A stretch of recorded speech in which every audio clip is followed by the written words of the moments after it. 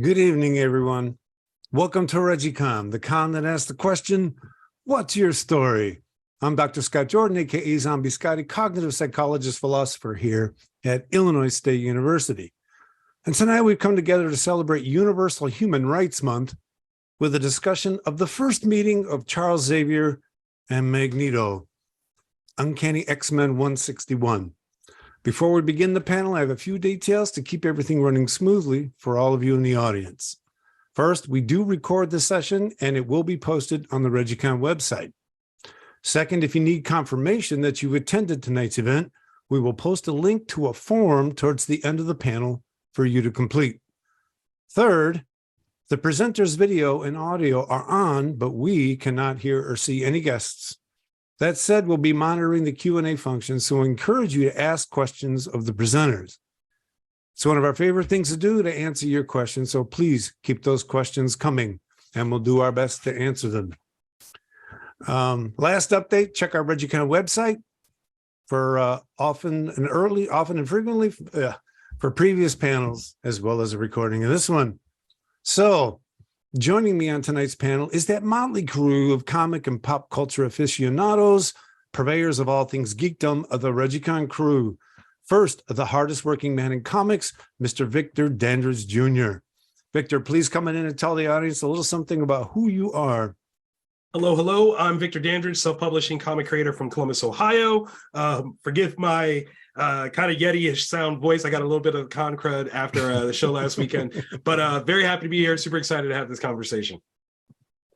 Fantastic. Also on the ReggieCon crew, the one, the only, the incomparable queen of geekdom, Dr. Vanessa Hintz. Vanessa, please come on in and tell everybody a little something about who you are. Thank you. Hello, everyone. Welcome. Good day, good afternoon, good morning. I don't know where everybody is in the world. My name is Vanessa Hintz. I'm a licensed clinical psychologist currently located just west of Milwaukee. I am the queen of all things geekdom and also a social justice warrior, DEI professional, and also very excited to have this very important discussion this evening. With this fantastic single issue, I just couldn't believe how much was in one issue. It was amazing. All right, then also on the ReggieCon crew, my colleague and partner in crime and all things nerdy, Dr. Eric Wesselmann. Eric, come on in and tell everybody a little something about who you are. I'm Eric Wesselmann, a social psychologist and professor at Illinois State University. I love connecting psychology to popular culture narratives. Germane to tonight's panel, I regularly teach a course on psychology and the X-Men. All righty then. Glad you're here. And now, ladies and gentlemen, it is my extreme pleasure to introduce tonight's special guests. First, ISU graduate student in cognitive and experimental psychology, Miss Maisha Tahsin Orthy. Maisha has worked as a volunteer at the Chobe Mel International Festival of Photography, as a reader of the Psychology Reading Club, and art mediator at Dhaka Art Summit. Maisha, please say hello to the audience. Tell them a little something about why you love the X-Men. Hi, everyone. It is my immense pleasure and immense happiness to be part of this crew. I am, as Scott said, I'm a graduate student at ISU, and I'm studying cognitive and experimental psychology and doing my master's in this. That's where I met Scott, and we shared a love for pop culture, and I love pop culture too much, I think. So it's like I like everything about pop culture, and X-Men is probably my favorite superhero gang and everything, because I feel very related to it, and I sometimes I feel like an outcast, and X-Men deals with that outcast thing. So as a result, I am a huge fan of X-Men. So I am very happy to be here to talk about X-Men and with this amazing panel. Thank you so much. It's very nice to meet you all. Very glad that you're here. Maisha stopped by my office this afternoon, and we had a debate for about a half an hour over the virtues of Magneto versus Xavier. I have to admit, I am totally team Magneto. What? Totally team Magneto. Really? Okay. Wait. I feel like that's cheating. You guys pregame this conversation. Well, I feel like we missed out on something. Eric, Vanessa, what do you think? I feel like we should do our own powwow and not include these. I'll tell you what, we'll bring Chris in, and then we'll all just declare team Magneto or team Charles, and nobody gets to say both. Okay? All right. We don't get to do that here. So Now, ladies and gentlemen, it is my extreme pleasure to welcome back to ReggieCon, the one, the only, the award-winning longtime writer of the X-Men, Mr. Chris Claremont. Chris, please come on in.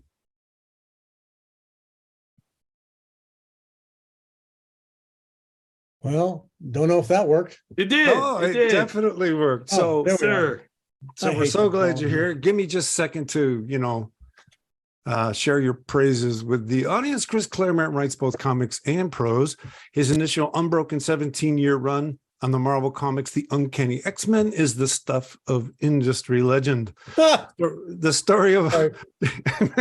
the story of Dark Phoenix, with its radical treatment of the story's central character, paved the way for the reinterpretation of superhero mythos throughout the comics industry. His work is lauded for its anti-prejudice themes and groundbreaking inclusion of minorities as heroes. He is the creator of such iconic characters as Gambit, Mystique, Kitty Pryde, and Rogue. Chris, it is our absolute pleasure to have you back at ReggieCon. Please say hi to the audience and tell them a little something about yourself that I did not. No, I think he froze. Hi, There we go. notwithstanding, I'm up. Can you hear me? Yes. Hello?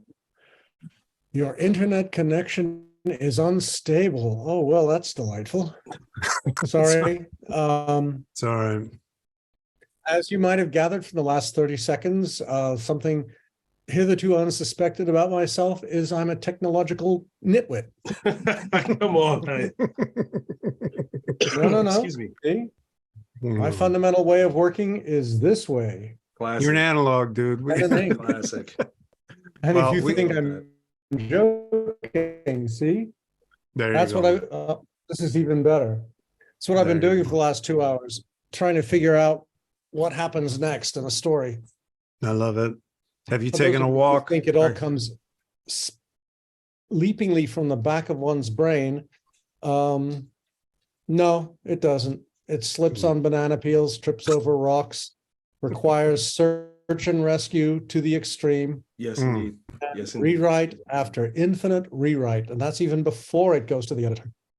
No, I love you're saying that, Chris, because everybody here writes to some extent for their profession. And if we've gotten any good at it, we know it's because it doesn't get good until the whole thing's in our head and we've torn it apart 50 times. And now you're writing page 3, you know directly how it relates to page 10. It's all unfolding together. And you don't know that until you create the story. It's just an amazing. It's one of the few things I do in life anymore, though, where I just lose myself. Nothing wrong Right, with where I that. just do it Can- and it just keeps going. Can you tell us what issue you're writing? Just out of curiosity. The next one. Okay. So Much to the annoyance of my editor, who was expecting it about a month ago. yeah, You can't rush Well, greatness. you are Chris Yeah. Claremont, right?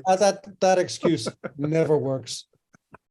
I mean, all you have to do is ask Galileo, Well, No, fair enough. when will you be finished? When I'm done. That doesn't work. There for you me. go. So before you came on, we had a little disagreement about, the fact that Maisha and I kind of sussed out our Magneto Charles allegiances before this afternoon. So I want to give Eric and Victor and Mhm. Vanessa the opportunity to declare Team Charles or Team Magneto. mm, Start with Eric. Well, you didn't allow us to say team both. Oh, you can't say team both, then it's not team. There you go. All right, so if you're gonna force choice me, I lean Xavier. I got you. All right, Victor. so clinically, I think I would definitely operate with a very pro Magneto stance, but Mhm. my intention is always going to be pro Charles. Always. Yeah. I think got you. I aim for the goodness of opportunity versus the practical reality of darkness. You haven't been reading lately, have you? No. I stay out of the There you news go. for that very reason. Yeah, It's just like, nah, let me exactly. just think good. How about you, Vanessa? I'm surprised at you, Scott. I thought this was the space of both ending because Oh. I think we are the space of both and Yeah, fair I enough. am forced against Yeah. my will to make a choice. it would absolutely be Magneto because of everything that is opposite of what Victor just said. I am the side-eyer. I am sort of on that sort of cusp of darkness. So yes, Magneto. Nothing Yeah. wrong with that. Well, you are right. It should be a both and space. I was just being a jerk. The thing about it is, whenever you see Magneto, he's trying to be peaceful at first. And he says this will end if we need to, and it will end poorly for you. In other words, what I do appreciate about Magneto, and that's what I love about this issue, is he comes from a place Charles doesn't. He's seen things happen to his family that Charles hasn't. And Charles has had bad things happen, I'm not going to lie, but if we're going to stack it up, exactly.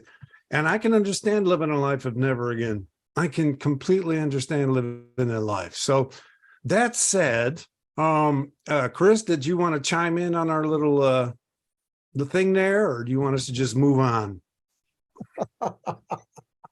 He's laughing at us, you people. I'm at the point where I've given up on trying to play favorites. I think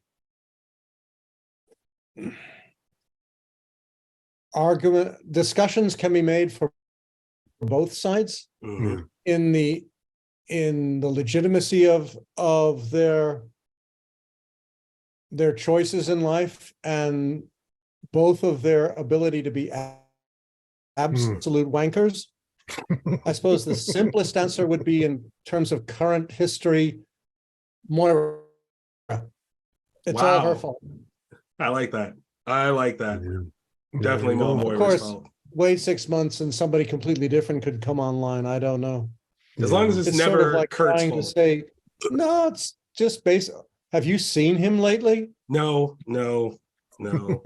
Apparently, the last, how shall I put it? Let's see, 1975, that's 25.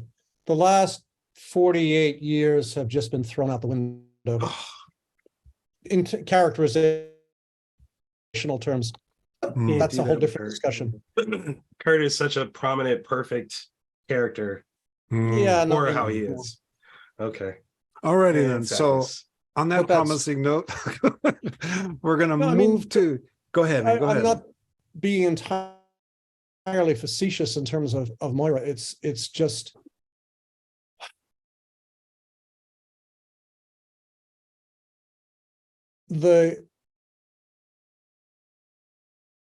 and I've just been reading the first 25 issues for an assignments of X-Men, going back to Stan and Jack's original X-Men. So I have a evolving sense of perspective. So I think arguments can be made on both sides, and I agree that Eric's direct involvement in the Shoah gives him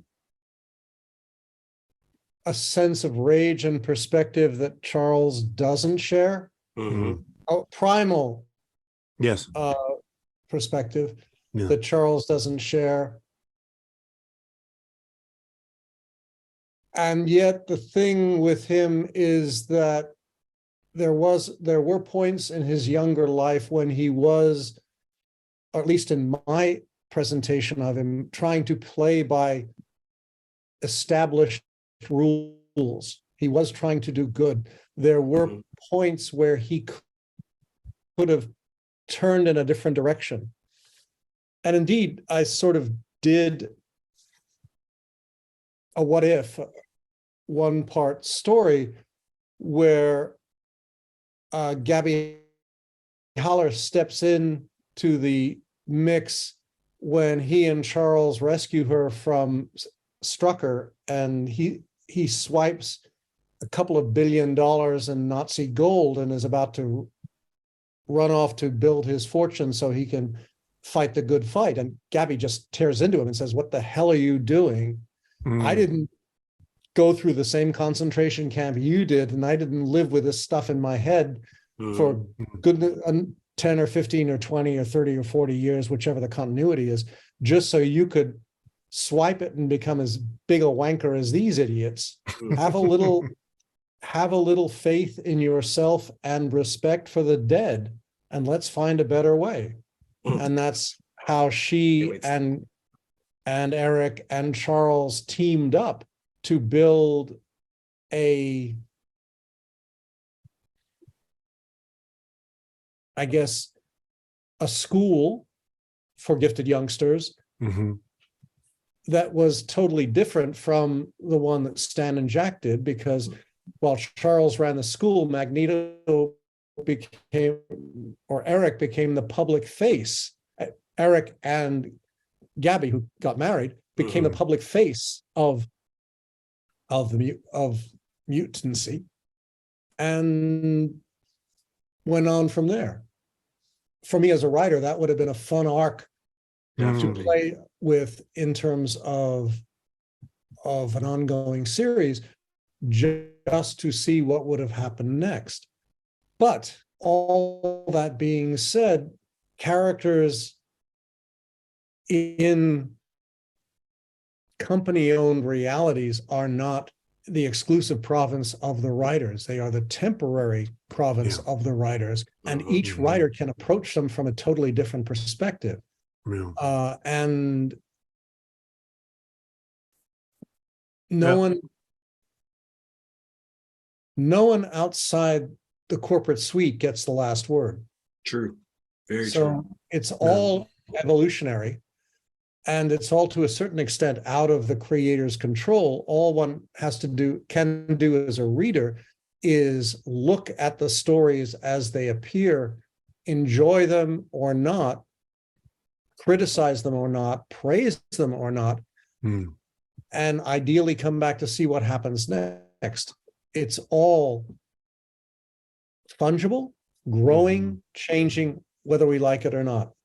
Much like reality, sadly. Much like reality, absolutely. Well said. Exactly. Before we just being a pompous brat.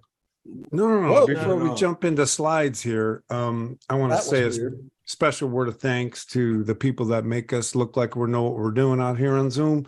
Dr. Jenna Albrecht, Miss Kelly Harmon, Mr. Sean Thornton, who does all of our great artwork, Miss Danny Schroeder, and Miss Summer Simmons. We truly appreciate everything you do for us.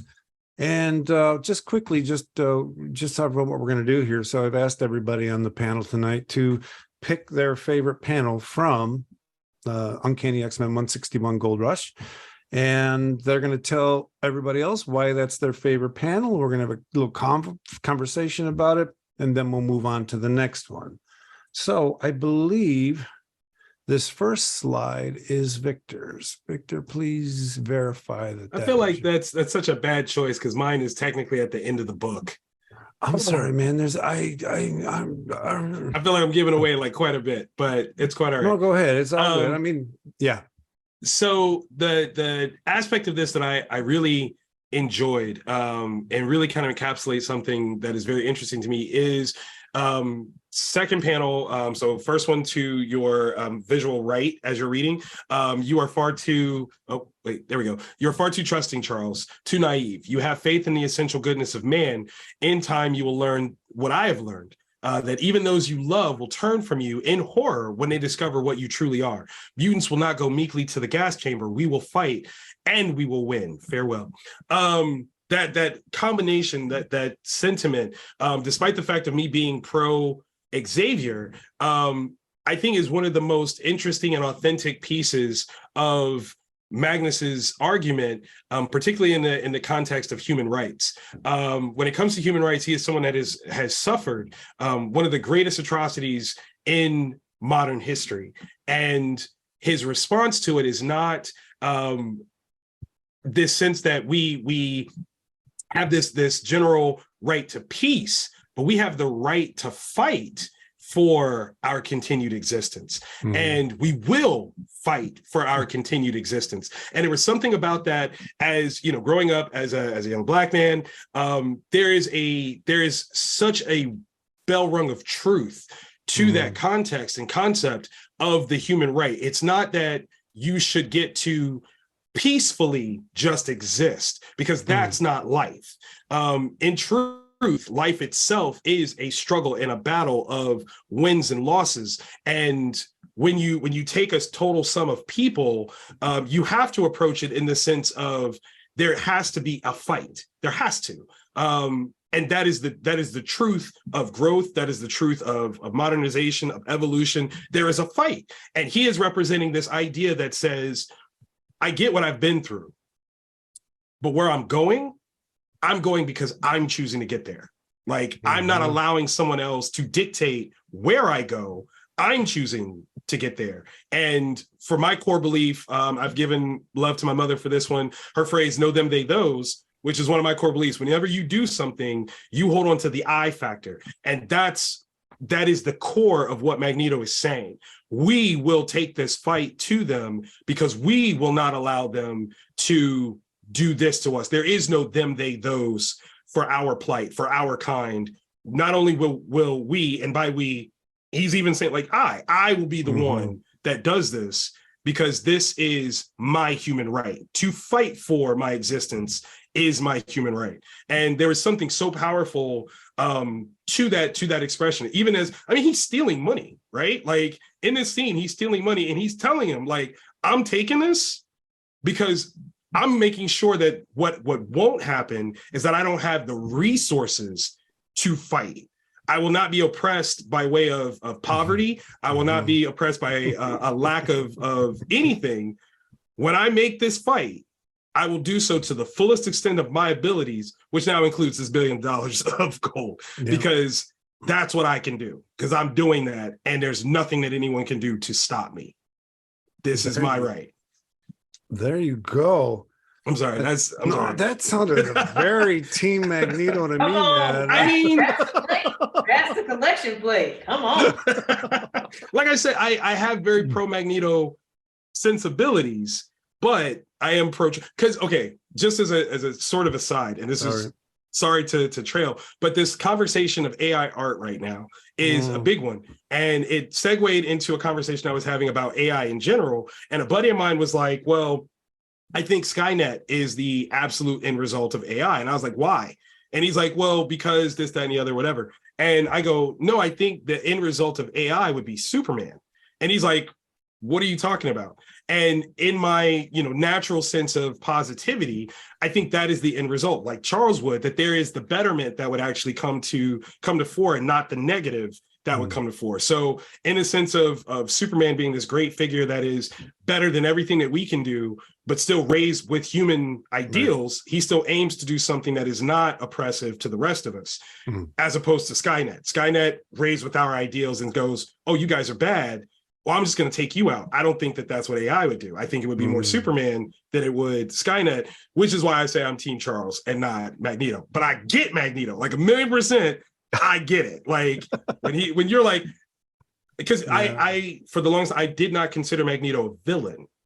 He's an antagonist, but he's not a villain. Right. This is not without cause. His reaction is not arbitrary. This is a learned, trauma-oriented experience where he's like, you did this to me once, you will not do it again. And that is one of the greatest pieces, I think, about Magneto, is that he is this character that has grown. He's shown growth through his experience of being oppressed and refusing to allow it to happen again, and rallying others to say, if you have felt oppressed, this is your right. Fight them. Fight them. Make them know that they don't get to just do this at all. That's Magneto. Except then if you sit through the entire Zack Snyder Justice League, God help you, there is the moment where Superman's weeping over the bones of Lois Lane, and Darkseid comes up and lays his hand on him, and suddenly Superman becomes Dark Superman. And for all anyone knows, Darkseid's the one who fried Lois in the first place, just to set up Bruce, because that's Bruce's role in life, is to be set up. Again, stories are meant to go round and round in circles. I mean, when I wrote X-Men The End, great book. The important thing was that Kitty becomes the 50th and last president of the United States. And then, of course, the Sentinels come, and we're into Days of Future Past. But my secret, never likely to be published ending of everything is that somewhere along the line, when she was working at Bells of Hell, a mysterious unknown figure asks her if she'd like a permanent job. And they argue about it, discuss it over drinks for like God knows how long. Well, that's actually a good phrase. And then for what of anything better to say, she says yes. And the next revelation is that the comics we're reading now are her 3.5 trip around creation. Oh, wow. Because at the end of time, the whole point is you have Jean as Phoenix. Well, Phoenix is one small step below highest authority, but when creation comes to its end, somebody has to light the fire to bring it back. Well, the yin needs a yang, and she's got her short Canadian. Wow, that's brilliant. Well, but see, that's the whole essence of this thing, because she loves Scott passionately, he loves Mariko passionately, but the best they can do is live 150 years.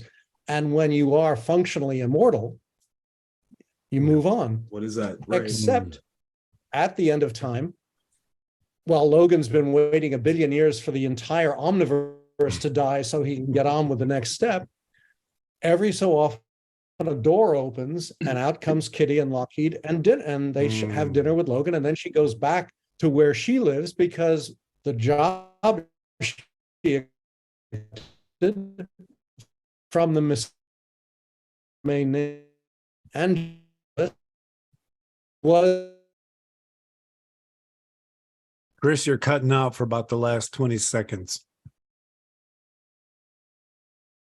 That's Marvel keeping his secret safe. Keeping his secret so that safe. we can't find out what he was about to I was say. thinking that, right? That's- You got me on the listen, edge of my seat here. That was good. Marvel's like, that. No. Okay. Well, All right. while we're waiting on Chris to come back, as you were talking about, all right. Chris, we can't hear you. So I'm going to go ahead and keep this going, and Chris will come in when he comes in. And so what I really like about listening to you, Victor, as a pro Charles, talking about Magneto with such reverence and respect, right? It points out to me a central tension in the idea of rights. Because when that word showed up in the Constitution, it was that right came to humanity through divine granting, right? It was God who supposedly gave it to us, and we know how well that went, right? Some people got God's freedom and some people didn't, right? And so I got to tell you, I came across philosopher Mike Oakeshott about 10 years ago, and he said, we vastly underestimate the importance of what we call rights, because they're not should be values that we eventually attained. They are huge achievements in human cooperation. And the idea that rights are human constructs, right? And so once rights become human constructs and not these God-given or rationally given things outside life, then we recognize that it's just a negotiation day one to day end. And yeah, my false dichotomy at the beginning is truly false, because we're all struggling every day. What are we going to protect, and how much are we going to commit to it? And can you hear us, Chris? I think you muted yourself. Yeah, we can see. Well, there you go. There we go. All right, we're going to keep things moving here. And I think this next image, I want to say this next image is Vanessa's. Is that correct, Vanessa? Yes, it is. All Okay. right. Yes. So I'm a clinical psychologist, and so I usually am attracted to the words and what people are saying and what that says about what's happening here, particularly because we can't necessarily feel the emotion in the room like we would do in a therapy setting. So this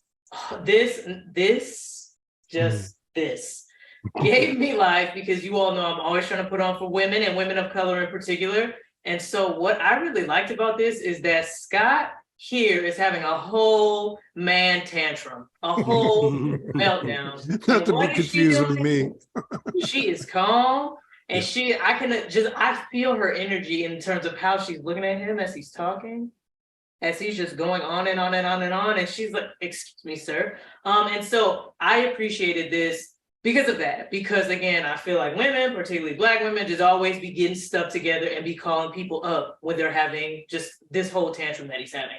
Also, in the top right corner, what she says, "The one great truth in life, my friend, is its manifest unfairness." To me, that was a mic drop moment, but particularly a mic drop moment for a Black woman to say to a white man. Because I do not think that white men are necessarily met in the world with unfairness based on their social identities, like other people, other folks.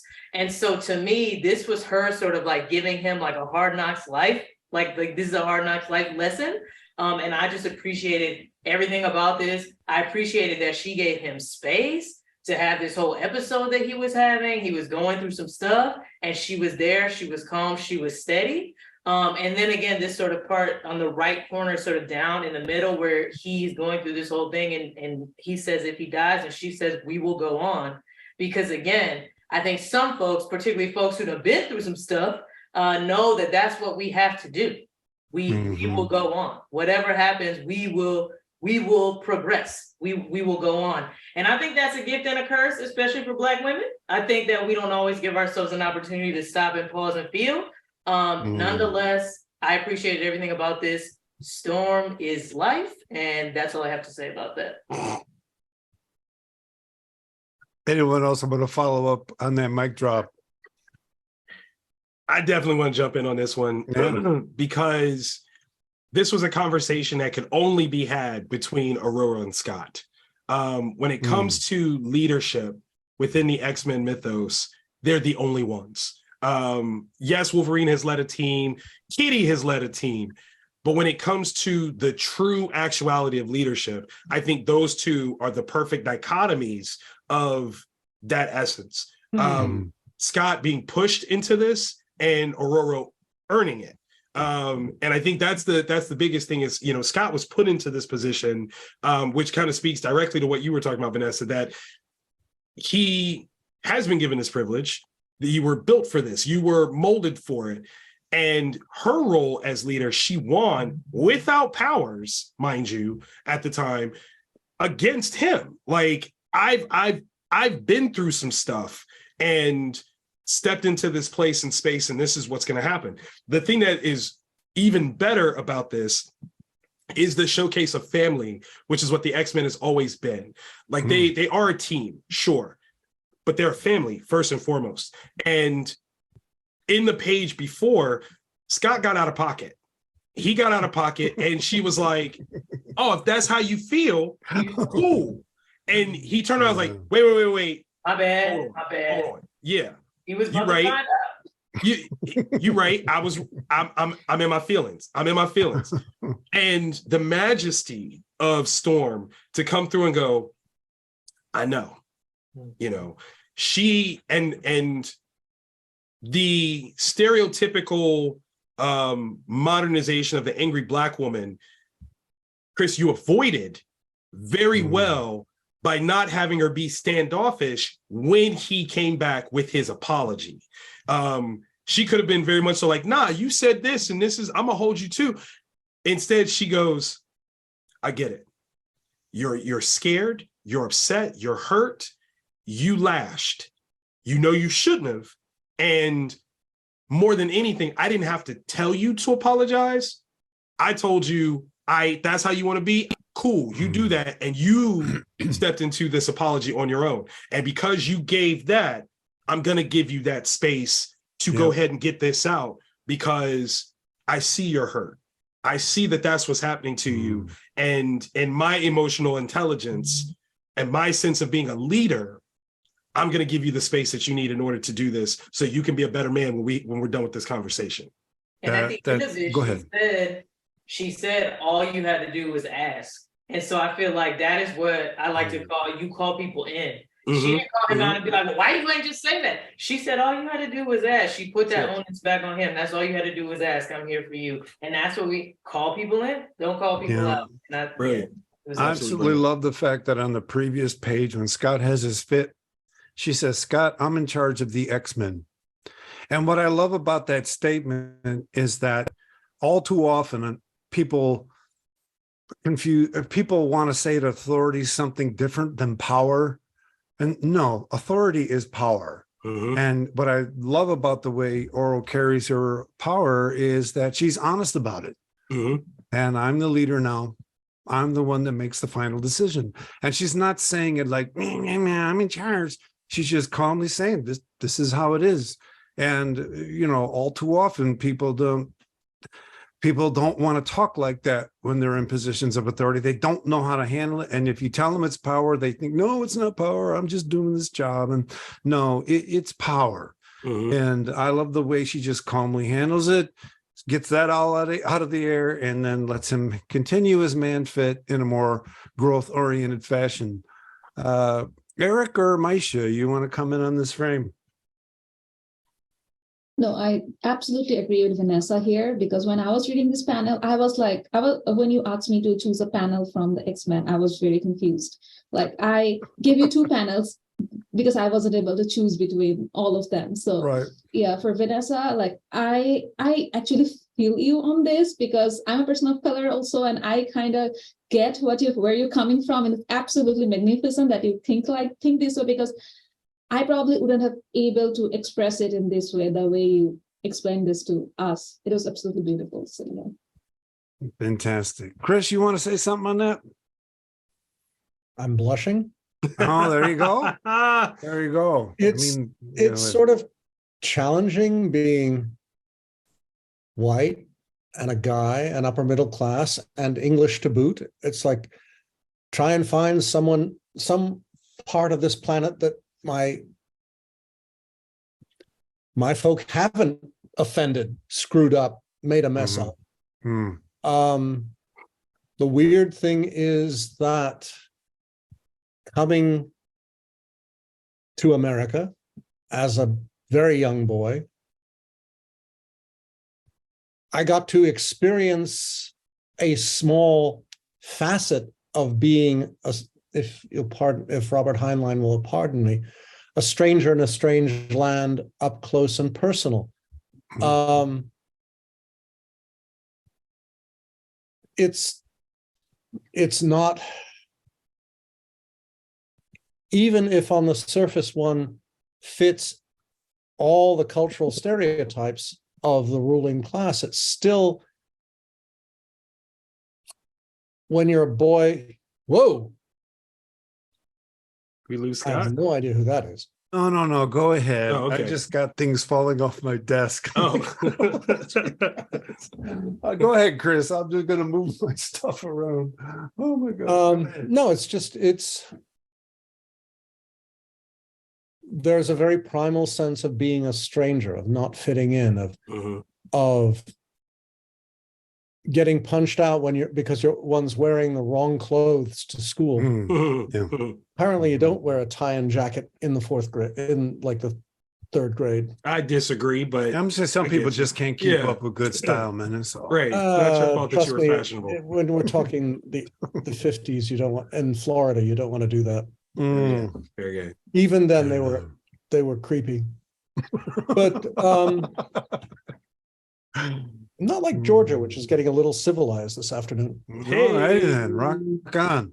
Absolutely. But, no, it's just from a primal personal perspective, one wants to fit in. One wants not to be looked at and branded. Where are you from? Oh, I'm just going to talk like you, okay? And behave like you and not stand out, so I won't, and it's trying to apply all that in variations to the characters in the X-Men. I mean, that was what made writing Kurt so much fun, because as Logan would challenge him, turn off the image inducer so you don't hide what you are and who you are, and give people the opportunity to either make fools of themselves or learn something new. And I thought, to me anyway, as a writer and a reader, that made him both unique in comics, that he was, if you'll pardon the phrase, a very Christian in the ideal sense soul, and that he kept the people around him rose to the challenge. That's the fun of this, is being able to put them all in positions where they can see more than a single side of the social equation. And the foundation of it is basic, that, well, no matter how much we try to blend in, the fact that we're mutants will always set us apart. But the thing with Scott is that leaves me most frustrated is that I really, really wanted to give him a happy ending. I wanted him and Madeline to go off and live happily ever after and have kids and try to face all of those aspects of reality that Eric and Charlie missed out on. Having kids, having a family, building a life, even if it's out in the middle of nowhere, Alaska, being brought back to the superhero world from time to time, but to confront the challenges of existence that all of the readers can personally identify with. We can't fly through air like Superman. We can't get punched, survive incredible punches like Batman. We can't walk through walls like Kitty, but we can go to school. We can deal with hanging out at the IHOP or whatever. And I guess the thing that I always loved about Marvel more than DC was that it integrated into real life on surprising levels and often. And I wanted that to be around in the series so that everyone reading it could have a deeper sense of empathy. I mean, the problem with having everybody hanging out on Magneto's, Bermuda Triangle hideaway is that, yes, they got a lot of opportunities to identify with, to bond with one another, but they were apart from everybody. And I always wanted to find a way to get them back into the mix so that we could play, as I did when Eric took over the New Mutants, with kids at the schools next door, with real world challenges to balance out the superhero challenges. I think that's what attracted me to Marvel and Stan's work much more so than DC's, because DC was none of that. Everybody was a millionaire. Everybody lived in a mansion. Everybody was separate from the real world, whereas Peter Parker had to find a way to pay the rent. Right. Everybody lived they lived in New York. You can't run away from reality in New York. It's always in your face. Thor took a taxi because he didn't want to scare people, because if he flew overhead, people would think, oh my gosh, Thor is doing something and there must be trouble. In a taxi, no one will be scared except the driver, of course. Except the driver. Excellent. Go ahead. No, it's just that the thing about this issue was a chance to explain where, or at least my vision of where Charlie and Eric came from, because it is different from the first 20 issues of the canon, which I've just read, God help me. to write an intro for. But it was basically me saying, hi, you're going to get a bucket load of characterization this time. Enjoy it. They don't happen often, but when I decide to steal an issue, I give it to you top to bottom. And the nice thing was, this is Dave and I finding ways to flesh out these people that we brought together in, starting in 94, and that I've been playing with ever since. Love it. That's fantastic. And what we're going to do now is we're going to move on to Eric's image. So Eric, why don't you go ahead and tell everybody, that's yours, right? Eric, you're muted. Sorry. No, all right. Yeah, so I picked two different images here that struck me. The top one, they actually happened at different times in the comic. The top one is right after Magneto kills the two Nazi / Hydra agents. And in that discussion, Eric or Magneto is arguing with Xavier about the morality of killing those particular agents. And then on the bottom panel, we have them in a less in a more relaxed state, if you will, discussing their philosophical issues about the relationship between non-mutant and mutant humans, kind of in the context of, is there an equal power sharing, or is there sort of a hierarchy among them? And in both of these contexts, I chose them because they represent aspects of the sort of philosophical or ideological discussions between Xavier and Eric, as well as, for me, current perspectives on the psychology of moral decision-making. So the psychologists of morality discuss how we develop our moral values from our cultural backgrounds as well as our individual personal experiences. And when we argue with people about moral issues, it's easy to think about things as sort of a dichotomous, one person is right and one person is wrong, or someone is moral versus immoral. But in reality, moral decision-making is very complex. And individuals develop their moral worldviews sort of focusing on some things over others. So, for example, caring for the vulnerable or avoiding harming others are key values on how most people pan-culturally decide what is moral. But some people organize their moral worldviews such that those are more important than others. The same is true with considerations of equality. So in the panels we see here, Xavier seems to focus on this idea of avoiding harming others and ensuring equality of all people, essential to his worldview. But there are some worldviews that focus on loyalty to one's in-group. So for Magneto, nothing is more important than ensuring the survival and well-being of his in-group mutants, humans who possess the X gene.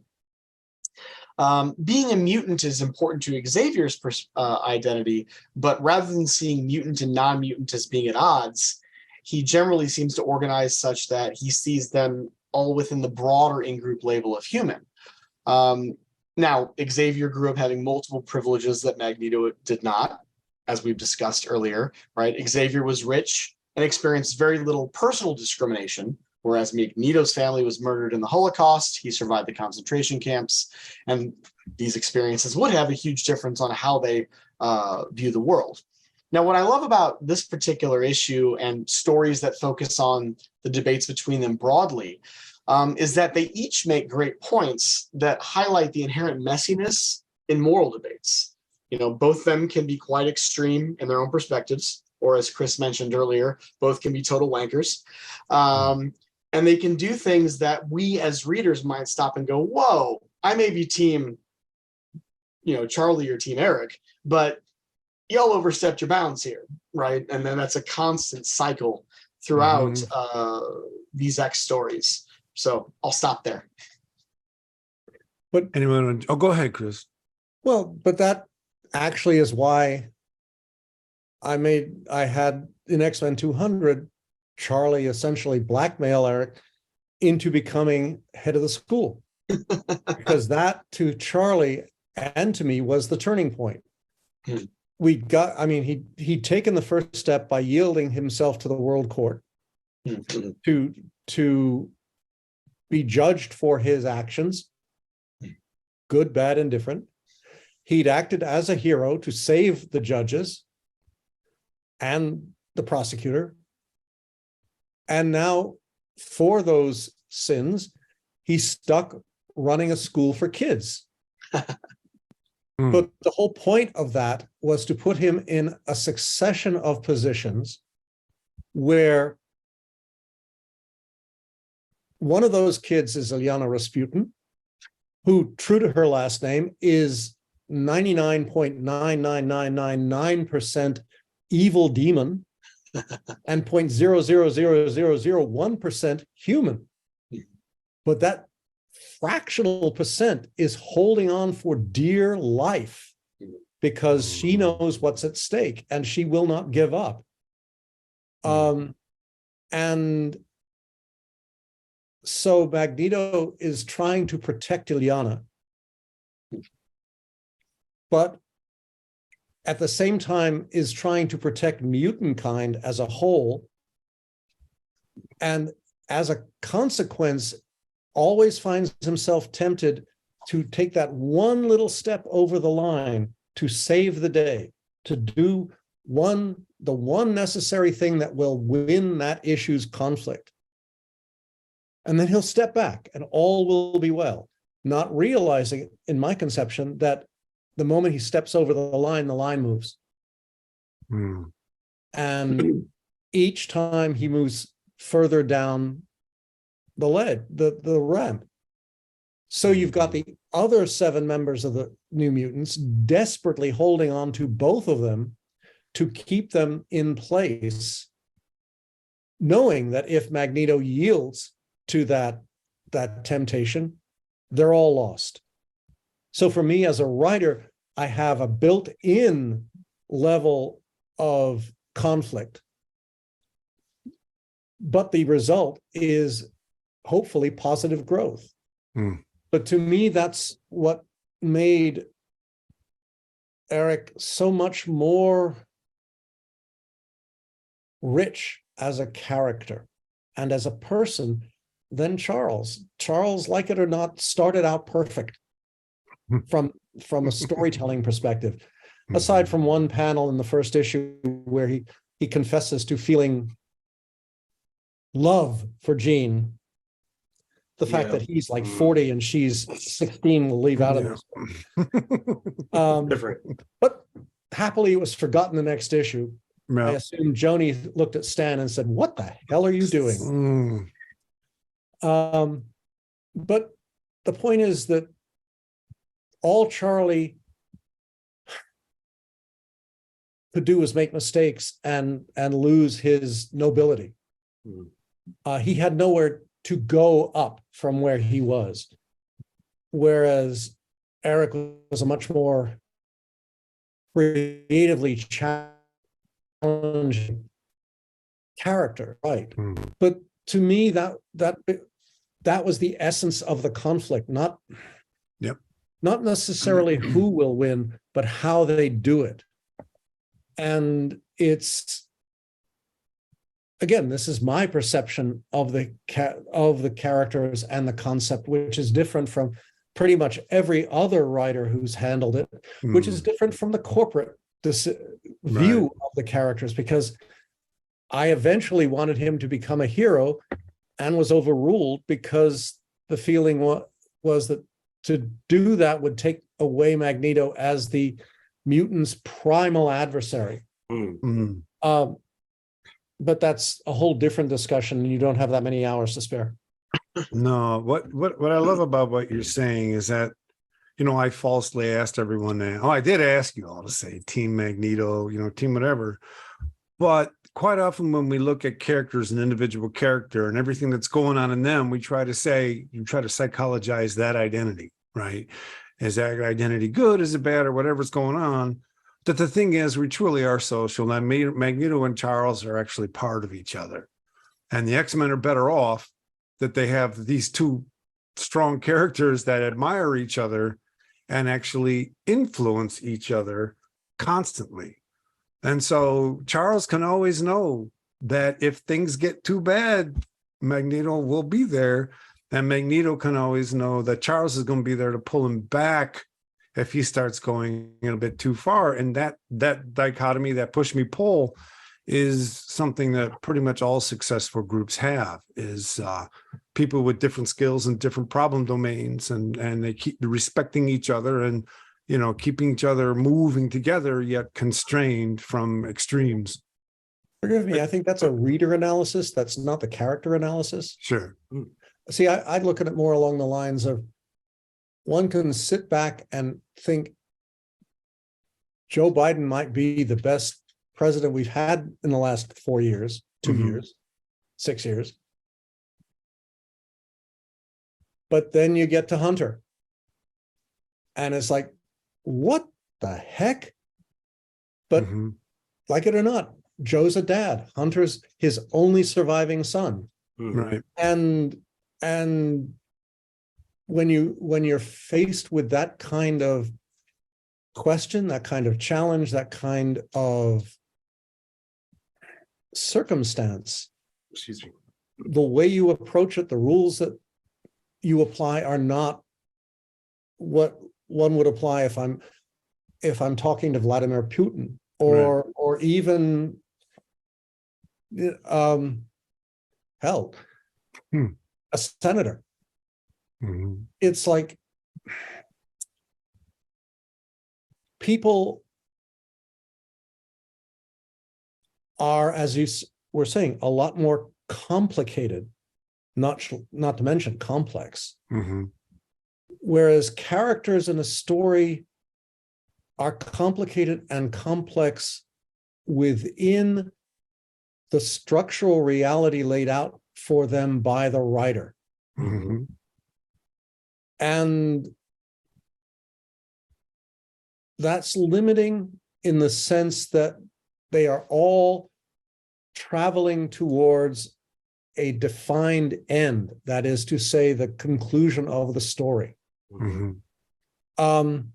Which, as in any piece of dramaturgy, every line you see on the page is functioning towards a specific end. The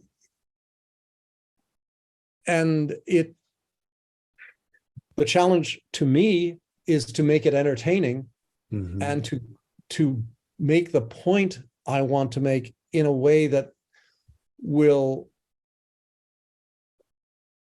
have readers talking about them, God help me, 45 years later, and saying, well, Charlie's doing this and Magnus is doing that. Okay. I have to say, I look at the page and I'm thinking, God, Scott and Aurora were talking too much. Could I use less words more effectively? No, that was then, this is now. I mean, it's really hard because you want to make a point. A writer wants to make a point, a lasting point, but I also want to tell a really good story. I want the readers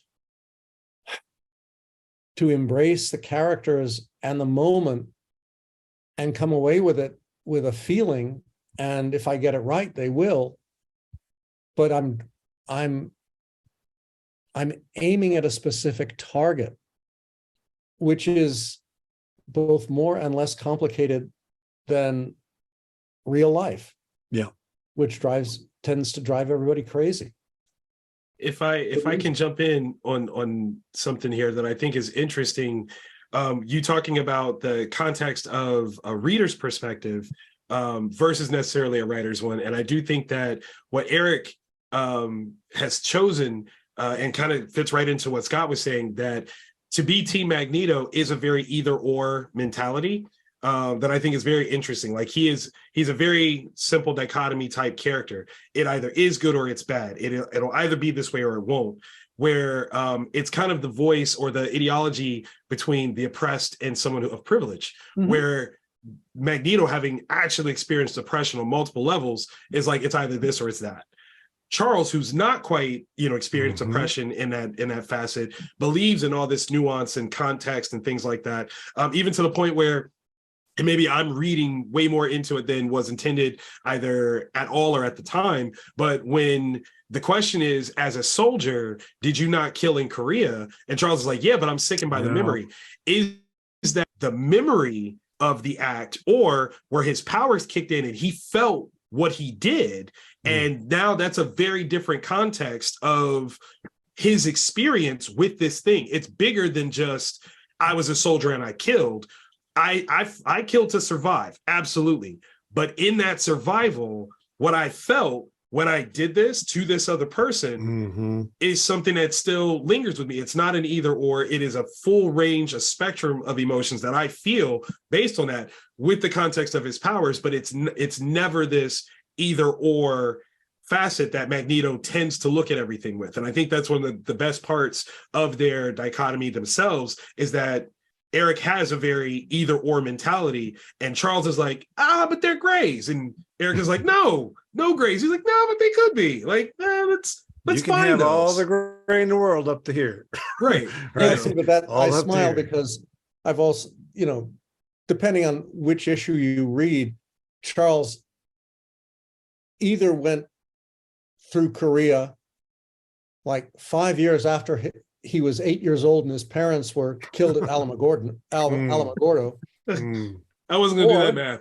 Well, no, but by the time I got to the late 80s and early 90s, it wasn't Korea, it was Vietnam. Right. And Charlie wasn't, he was search and rescue. He didn't kill people. He went out to save them. Now that makes sense. And, that makes sense. Working with Logan, so, he didn't have to worry about not knowing what it was like to, in a way, working with Logan is why he did search and rescue, because he couldn't bear that much death. And goodness knows, I'm sure if I were writing it now, it would be, well, probably 10 years ago, it would have been Iraq 1. Now it's Iraq 2. God knows where we'll end up in 10 more years. It's just true. That's the other dichotomous reality of comics, is that it was easy to say Aurora was born in 1950s, therefore she's 25 when the X-Men come around and Scott's 26. Yeah, now she would be 70 and he would be 70, and it's a whole different reality. Sure. Except that everyone else gets brought along for the ride. And the world reality of both in terms of social, political, and heck, environmental from 70 years ago to today is markedly different. And ideally, the characters should reflect that. You might have it's not beyond the realm of possibility, not even beyond, it's definitely within the realm of possibility to give us 5 more years. And the X-Men as a concept being only a dozen years old, you'll have everybody coming to the X-Men back in the early middle teens. So wait, Colossus came over from Russia, USSR? Right. Right. It's, there's a certain point where you have to, for goodness sakes. Time changed. It's not our fault. This is where it was when we wrote it. Well, I'm still trying to figure out how quote unquote Namor made it all the way up to Wakanda through the force field that apparently doesn't affect water. Yeah. So I'm just kvetching about the movie. The little silly bits. My mind goes all sorts of weird different places. I'm sorry. But nothing wrong with that. I guess the fundamental thing here is, when I was writing the story, is to try and find a way to explain the both of them in terms that we can all understand, but also in terms of where they are today and where they want to go today and why they want to go. I mean, for me, it all comes down in the graphic novel, God Loves, Man Kills, where you get to the end and Charlie's reaching out. Magneto says, "You are a fool. My way is the only rational way, and you know it." And Charlie says, "I think I'm right. You're right. I gave in. I almost became." He took everything I believe in and made it evil. He made me almost kill everyone I care for.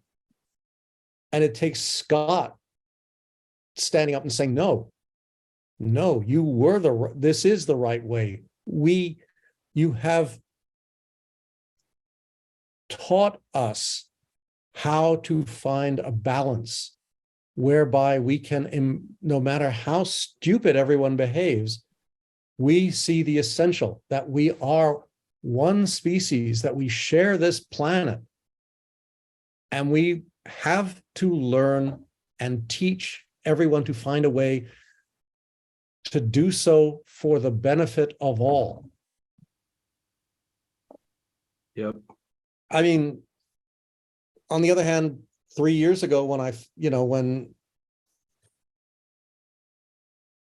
when the new iteration of the comic came out, I mean, I did a Magneto story where there was this 3-page transition sequence, and the moment I had was Magneto is on Mars terraforming the planet. It'll take a generation, but he's terraforming it. Why? Because he's not an idiot. Right. If they won't let us live on Earth, we'll move to Mars. Yep. What's the problem? Because from Mars we have the high ground, we'll control the solar system, and we can go out into intergalactic space. Whoopee! Little did I know that, I wasn't the only one who had that idea. But to me, okay, if you're going to have that reality, do it. Right. And see where it leads. But it's if you're going to have a reality where everyone's living together, to me, and this is a personal me, not a corporate me, not a writing me, then you have to find a way to make it work. Mm-hmm. Because otherwise, what's the point? Mm-hmm. If you're going to say one floor is for one culture, the next floor is for the other culture, you can only go into elevators at a certain time so you don't trip over each other. That's a heck of a stupid way to live. Mm. And for me, these characters, this book, this epic, is all about trying to find a way to make it work, because to me, we're all better if we look one another in the face and wow, that's really cool what you're saying, how you look, what you eat, what you believe. Let's learn from that, because the alternative is ridiculous. And since we only have one specific limited amount of time to play with, why don't we make an effort to come through it better than we started? Mm-hmm. Sorry. No, there's no apology. Well said. What we're going to do is we're going to move on to Maisha's image. Sorry. Maisha, I want you to know you gave me two. One of them was the one Vanessa already did. This was the other one. I hope I haven't done something wrong. No, you're absolutely fine, because Okay. the way Vanessa talked about that, I don't think I have anything more to add to that. So Okay. absolutely fine with it. So I choose this panel because, first of all, I want to say that I like characters that I can relate to. I like characters that I feel have empathy, and I feel that they somehow personally I can relate. That's what I wanted to say. So Charles is a character. Charles is my favorite superhero. So if someone asks me who is your favorite superhero, people usually say Batman or Spider-Man or something. Nobody says Charles Xavier, at least not people around me. So I love Charles. I love X-Men. So this panel, because the last one, especially when Magneto asks Charles to change Gabby's mind, but Charles refuses to do so. Even though that would be an easier option for them, that would be an easier option to deal with the entire scenario, but Charles refuses to do so because she doesn't want to pollute her mind. He wanted Gabby to realize that she can survive without him. So that kind of struck me a lot, because I feel like that's how Charles thinks. He doesn't think he thinks long term.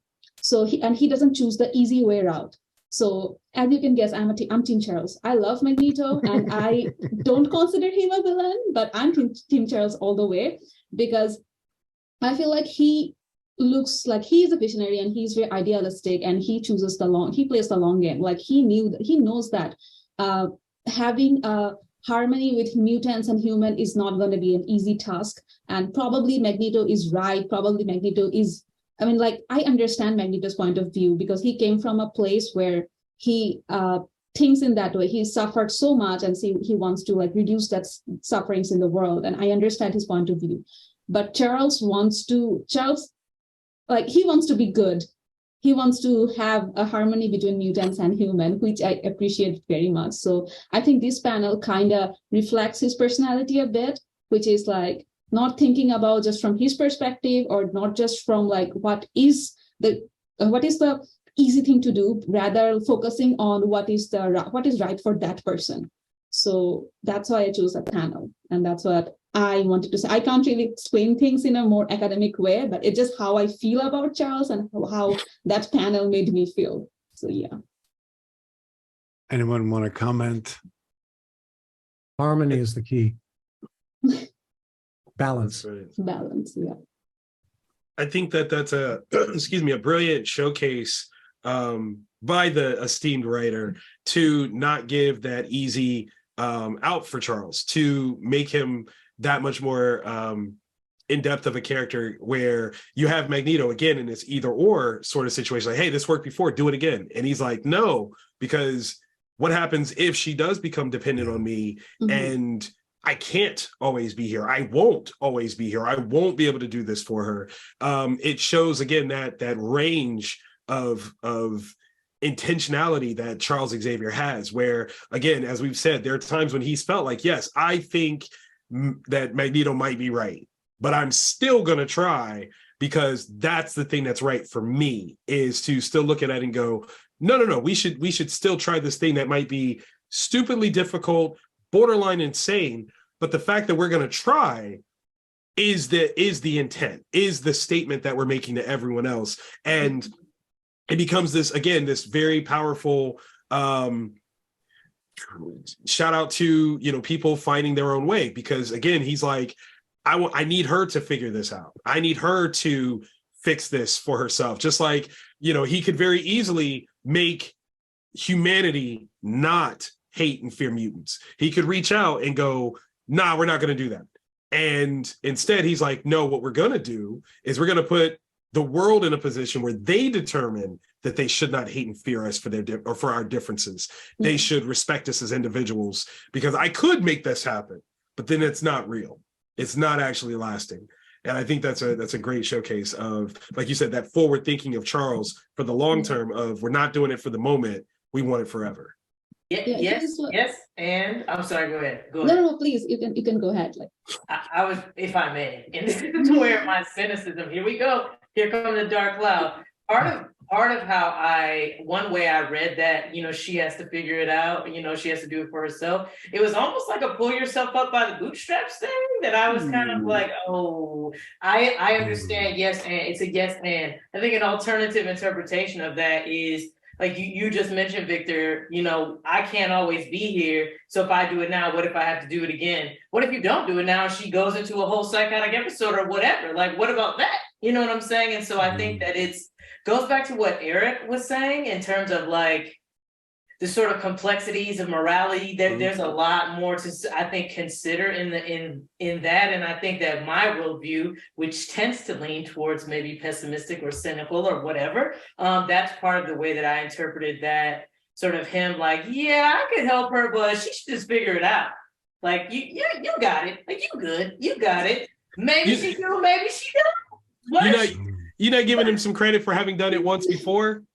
I'm just saying. We don't know. Comedy is why. I mean, I just want to add, isn't that how therapy works? Like therapy, you don't tell them to do what you do. You just give them a path, like you figure things out yourself. So it's like, and it almost is like, and it's interesting that you say that too, because what I was thinking also is like, it's to me, I also interpret it as like, yeah, I could be an assistant. Like you could go to therapy, or you could just pray about it, or you could just sit at home and figure it out yourself. And so again, I think that this process, this sort of dialogue we're having right now is indicative of like how different worldviews can interpret, can affect kind of what Eric was talking about, affect our ideas of morality, and even the way that we're viewing this frame.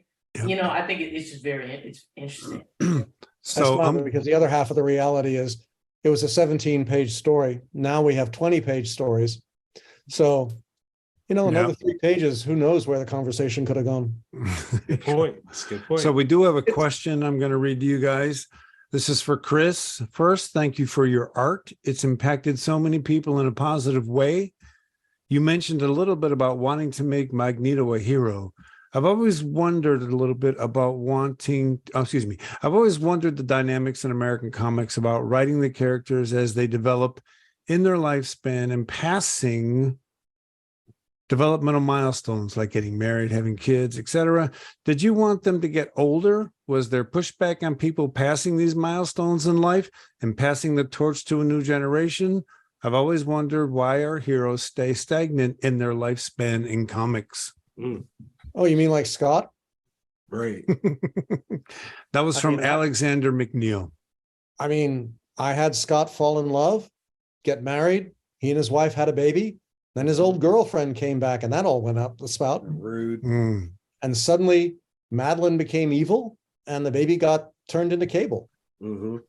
The problem, the challenge, sadly, is that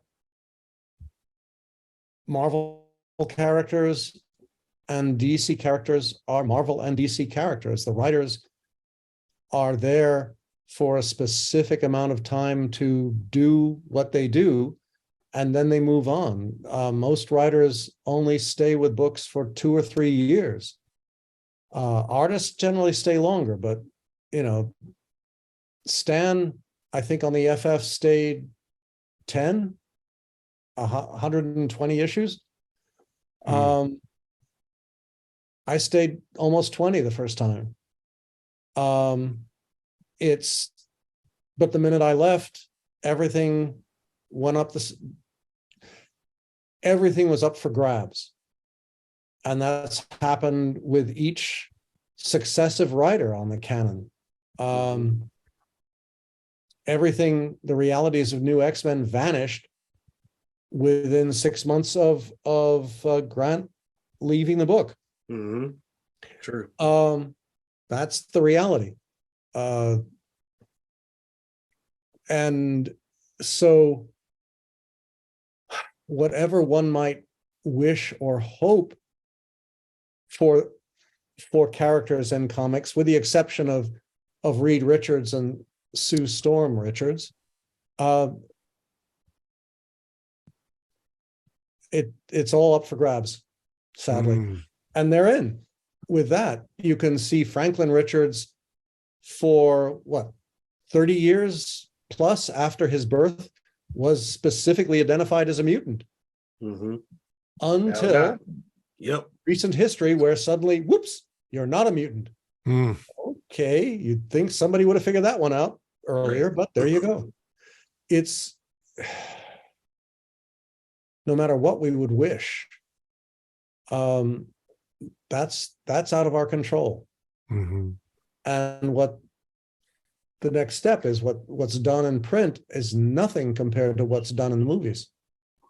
That's the way it is, sadly. I think there's something very interesting when it comes to the context of time in comics. There was a certain point where characters could grow. And I would say that was at the early onset of the Silver Age. Characters could grow, but then there became a certain point where almost the corporatization of these character concepts meant that they had to stay where they were for the actual profit loss margins scenario. So the last vestiges of characters that did grow, you have the early X-Men that started off as teenagers, and then when they come back, they're grown. You have Dick Grayson, who starts off as a Robin, but becomes Nightwing. But at this point, Nightwing is Nightwing, and he's not really going to change from that. Spider-Man, same thing. He was a teenager. Now he's grown, but him being married, questionable. Maybe that can work. Maybe that can't work. You've got these things where, based on who the corporate identity of this property has to be maintained in order for trademark or any of those random, behind the scenes bureaucratic even scenarios that make it so that basically writers today are only second act maintenance crews. They can only take it to essentially what the second act of a character's lifespan would be and then reset it so that they never actually enter the third act, which would be their end or towards their last arc or whatever. Because like Chris said, there's this influx. I'm here for just this long, and then I have to go back. But when I go back, I have to return the toys to the toy box. It has to be as it was when I got it, because the powers that be say this is what this character is, and you can only change it so far because we'll eventually need it right back to this, no matter what. Mm-hmm. There you go. So we have about 9 minutes left. I know that Sean wanted to come on in, so if Summer could let Sean come in, I'm going to show everyone my image, see if we can end this by 8:30. When I read this page, it's not just the dream imagery that drew me to the page. It's the fact that Auschwitz is mentioned. It's the fact that Dachau is mentioned, and that's real history. And when I read that here, and I wonder how many people reading that ever read the word Dachau before. I'm certain that some of them probably heard the word Auschwitz before, but what I love, and this is something I almost like to sometimes refer to comics as a technology or Trojan horse, in the sense that kids go into it, young adults, us, we go into it looking for something, adventure, whatever, and then these little nuggets of knowledge get dropped. And those are the kind of things that may make a kid Google Dachau, right? And a kid Googles Dachau, and suddenly they learn all kinds of stuff that they didn't learn in school, or just doesn't come up at dinner conversation in the family. And I just love it when those Trojan horse little nuggets of truth are just there, and people can pick up on them. And Chris, I'll let you talk about why you chose the sort of imagery that you did. It had a resonance with me in the sense that when we have nightmares, it's our lived life that tends to manifest as a demon, or something that we're terrified of during REM sleep. So having the Nazi soldier as a demon makes, I understand that straightforward. And when I see her transformed into solid gold, I just thought it was this really, really, I'm going to use the word smart transformation of her into object, and an object of desire that's not sexual per se, but is, stands for sort of greed and money or whatever it is we want to do. And there's nothing nothing feels good about it, right? It's gold, and we all supposedly like gold. But I like the idea I just thought that was a stunning way to present her in terms of how she feels she's being looked at by Nazis. So I'll stop that and see if anyone wants to comment on that. It was amazing in those days what we could, I will say achieve, but what I'm actually thinking is get away with. Well, I'll double down on achieve. So, but when I was 20, I spent more than 2 months in a kibbutz in called Nativ Halamed Hay, next to the valley where David fought Goliath, Aila. And it was sort of like the quiet period between the 6-day war and the, 2 wars. But a number of the kibbutzniks were survivors of the Shoah. And you can't, and that stayed with me ever since. And what I wanted to do was take a moment to go beyond, find a way to go beyond the traditional, I guess, separation of comics from history. Exactly. I mean, reading Sergeant Fury, reading Sergeant Rock, it's all adventures. Nazis are objects. We don't, for me, with Gabby and later on with stories I did with Magneto, was to try and hope to get beyond the surface and into the consequence of what that might have been like, the better for the reader to understand the totality of what mutants felt like. And mutants being an analog for strangers, for being outsiders, for being people who are feared and hated for what to many might seem the most ridiculous of reasons, that they're of a certain color, that they're of a certain racial background, that they love one type of person as opposed to another, which we still can't get out of our back brain. That that mutants are the other, and we always, and by we, it's not just here, America. We seem to have this thing with other that, to me as a person, to me as a writer,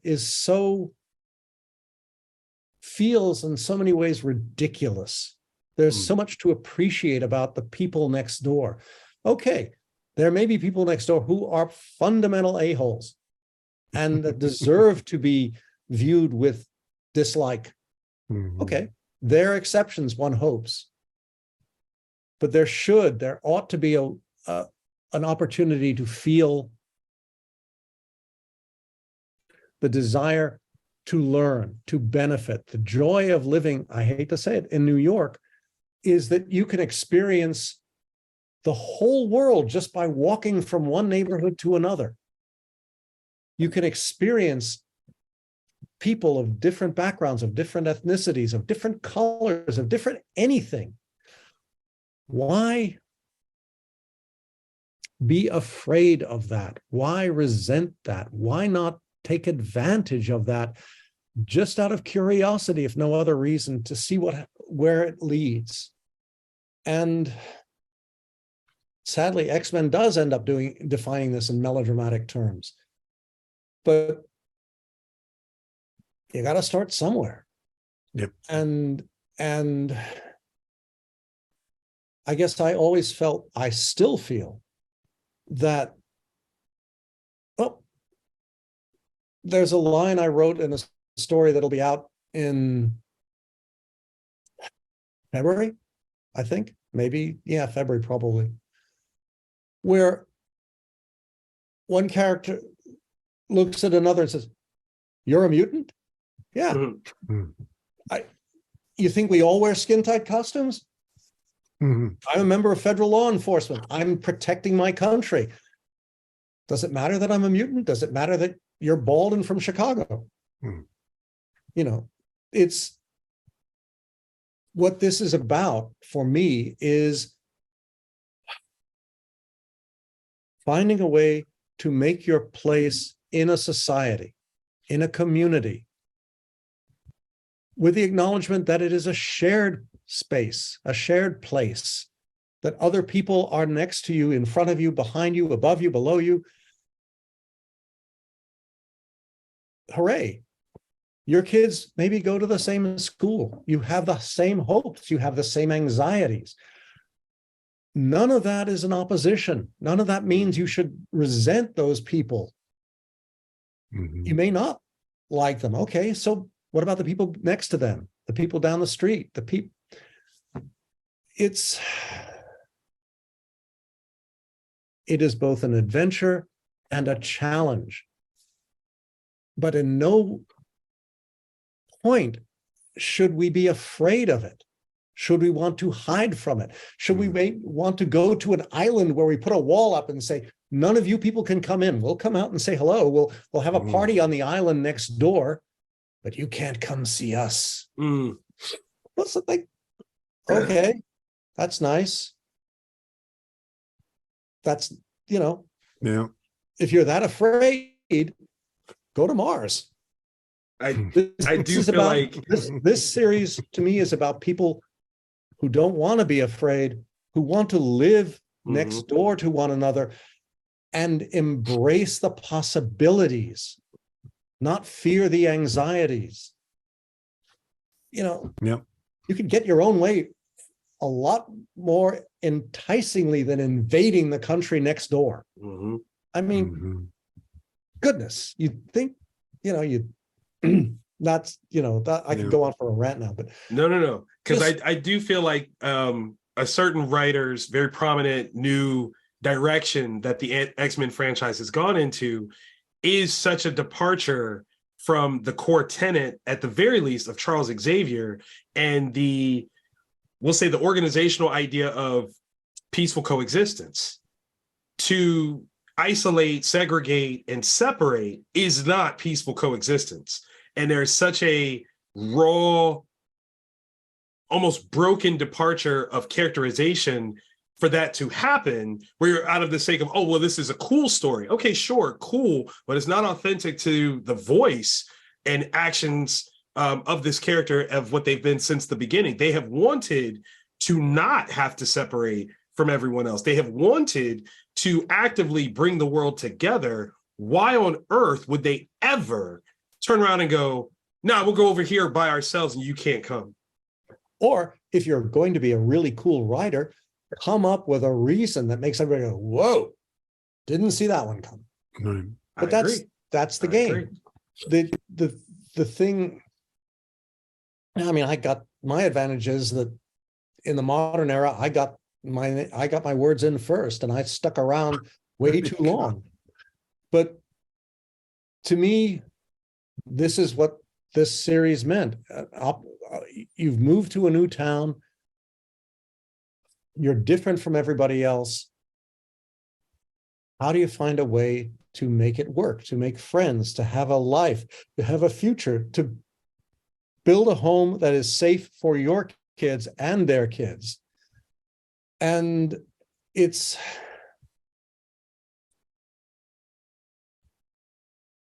the counterpoint is, why the hell is everybody so afraid that they want to shut out all the alternatives? It's like, theoretically, no one's going to bite unless it's fun. Why can't you welcome difference? If you're that confident in who you are and what you believe in, this is something to share or have a good discussion about. It's not that you're going to overwhelm me. Right. Get better at who you are. Well, fear keeps confidence, certain for people God's in sake. charge, right? Peddling fear keeps certain people in charge, and as we've seen. So look, we're past 8:30. I'm fine with that. Apologies, I talked too much. No need for apologies. We're delighted you're here. We're delighted to hear what you have to say. We got a couple of admin things we got to get done. Sean wanted to come in the room for some reason, and then we have one more question. Chris, you can decide if you want to answer it, and then I need to give everybody an opportunity to say good evening. So Sean, the floor is yours. By the way, Chris, this is Sean. Sean, this is Chris. Hi, Chris. It's a pleasure. I think we met Sean? last year. It's good to see you again. It's been wonderful listening to everything you guys have to say about comics and the X-Men in particular that make me remember why I love comics so much and why I always got into them as a kid. And sort of the worlds they did expose me to, not knowing that I was being exposed as a kid and how it informed my worldview to this day about inclusion and equity among and throughout the world. But that's not why I'm here. Why I'm here is to share a little bit of good news with everybody. I think Scott knows this for the most part. As most people know, I work for the university. I do the artwork for ReggieCon. I help with the branding effort. And Illinois State University is one university among many that belong to an organization called CASE, or the Council for the Advancement and Support of Education. And every year they have an awards contest for the best in marketing throughout their member institutions globally. This year, we were lucky enough to be entered into the global and not just the regional contest. Hear that, And, everyone? It was global. Global. And I am happy to announce that ReggieCon won gold globally for its branding efforts. So That's Love what I'm it. talking about. we're global winners. And I'll Oh, turn off my background image.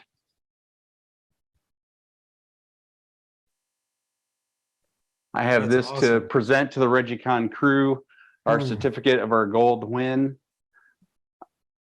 I'm going to That's hand this over to Scott, and then I'm going to let you all fight for who gets to have it in their office. We'll be rotating, right? Yeah, yeah. It might be rotated. That's awesome. Congrats to the team. That is amazing. yeah. And Sean, thank you for all your work for helping us get there. Your illustrations on all of our showcases has got to be a huge part of our branding to the world at large. That's awesome. Thank you very much. I really appreciate it. Yeah, this has been an absolute joy to, during my day job, I get to work on the things that I do on the side and that I have a real passion for. So my pleasure. Yeah, once I saw that ReggieCon logo, I knew we were top tier. Right, that logo's amazing, and thanks for your amazing work. Yeah, absolutely. Top tier. We're best in the world, apparently. Best in the world. Gold man. status. There you go. Get Exactly. in. Case may be a Get it. name I'm using for a character now. Yeah, hey, I'm with that. I'm with There that. you I can say no go. more.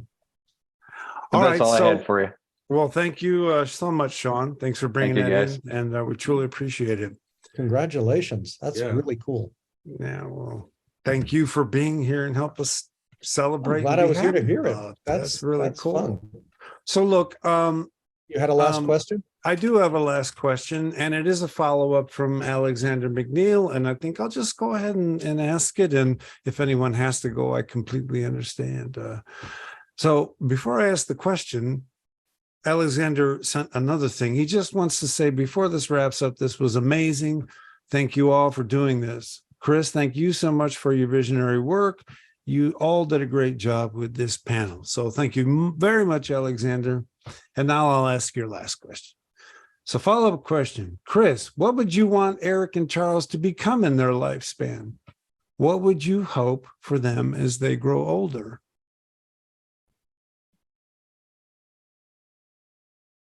Well, when I first came to the States, my folks first came to the States, dragging me kicking and screaming. We lived in Queens, off of Queens Boulevard. And we lived above. It was two friends went off to Europe in the Second War, came back. One was Irish, one was Italian. The Irishman opened a bar. The Italian opened an Italian restaurant in the back. So you came in, you went through the Irish bar, you had Italian dinner, you went home. So maybe they should try cooking.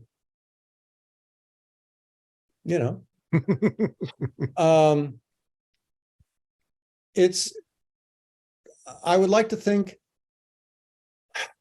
something totally unexpected that would make them happy. They could I live love happy. I mean, in the story, the What If I wrote, Eric married Gabby. They lived happily ever after. Charlie, live happily ever after. Mhm. That works for me. Yeah, I Of like course, the it idea. never comes true. But there you go. Well, I do like that. I do like that idea of being able to still be surprised by something delightful your entire life, whatever it is, just being surprised. Who knows? Maybe someday in my third life, I'll end up writing comics. Who knows, right? I'm Third just saying. I'm just saying this, the ability to be open and be delighted is I a don't know. skill to be coveted. I just saw the next Doctor Who, and I said, "What? What? And of course, does anyone get the joke? I'm sorry. Well, I think I see a couple of laughing faces, so I Yep. guess I'm not the Yep. only one who saw that episode. Nope. No. Nope. I saw it. There you go. Well, go ahead. I'm just trying to figure out if he's the 14th Doctor or the 11.5. Don't do that math. Don't do that math. It's too hard. It's too hard to figure out. Well, see, but my fantasy for years is that the Doctor can move front to back in the TARDIS in the timeline. Kitty can only move side by side. She moves across the dimensions. She can't move forward or back, so she has to hitch a ride. So the TARDIS gives her a little dash pad. That's awesome. In the bits where the Doctor never goes. But again, this is the problem of watching this stupid show since it began. Oh, Tom Baker all the way, man. No. Prior to him. Exactly. Back to old what's his face. The disadvantage of once having had a British accent. Mm. No disadvantage. Okay, And well, really, it's really awful TV. It's after 8:30, and unfortunately, it's time to bring this amazing ReggieCon conversation to a close. 8:30 for you. Yeah, exactly, man. So, Almost Victor, 10 Vanessa, and o'clock. Eric, thanks as always for being part of the amazing ReggieCon crew. Maisha, it was so good to have you on tonight's panel, and thank you, to talk all things Charles Xavier with you. Chris, or should I say Mr. Claremont, once again, it was an Sean. absolute blast to discuss your creative My works. apologies, as always, for being such a perpetual blabbermouth. Come on. No, we love it. That's what we signed up for. It's great. Oh. Thanks for joining us, and we look forward to the next time. Oh my Can I God. say something before Yeah. you end this? So I just Yeah. want to, Mr. Claremont, it has been an honor to talk with you. So I was very nervous because I love your works. So I'm kind of starstruck right now. So it's like, it has been an absolute pleasure to talk with you in a panel like this. So yeah, thank you so much for being here. Well, the pleasure was absolutely mine. Thank you very much for being here. And I hope next time I will remember to keep my mouth shut and Come listen on. and talk. All righty then. Well, before we exit, I do want to invite everybody to come out to our next ReggieCon to celebrate Black History Month, Thursday, February 16th at 7:00, where we will have John Jennings here to discuss his new adaptation of Nnedi Okorafor's short story On the Road. The one for the road. His adaptation is called After the Rain. It is absolutely stunning, and I look forward to all of you joining us for that conversation. So, thanks to all of you for attending. Thanks to everyone behind the scenes, making us look like we know what we're doing. Thanks to our special guests, Maisha and Chris. And until next time, have a good evening.